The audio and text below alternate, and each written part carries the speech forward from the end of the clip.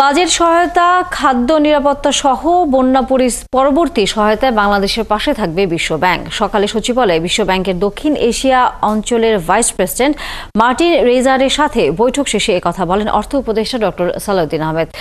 সাংবাদিকদের তিনি আরও বলেন, বাংলাদেশকে বিশ্ব ব্যাংক ফান্ড ও কারিগরি সহায়তা দেবে। এ সময় মার্টিন রেজার বলেন, আগামী বছরের জুন মাস নাগাদ বাংলাদেশকে কয়েক ধাপে $2 বিলিয়ন দেওয়া যাবে।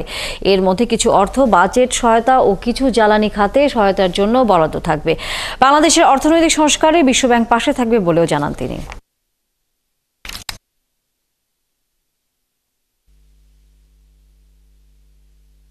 ভেরি পজিটিভ এবং মোটামুটি কিন্তু কংক্রিট করে বলছে কি কি সহায়তা দেবে, এবং ওয়ার্ল্ড ব্যাংকের সাথে সাথে অন্যান্য ডোনারের ব্যাপারে বলেছে একসাথে কোঅর্ডিনেট করবে এবং ফান্ড, কারিগরি সহায়তা এবং অন্যান্য ব্যাপারে তাদের কোনো কার্পণ্য থাকবে না, এটা।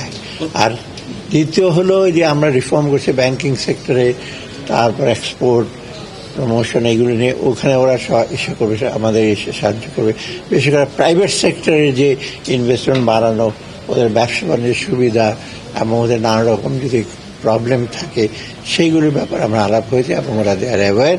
আমরা যে সংস্কারগুলি করছি এই ব্যাপারে তারা মোটামুটি কনভিন্স।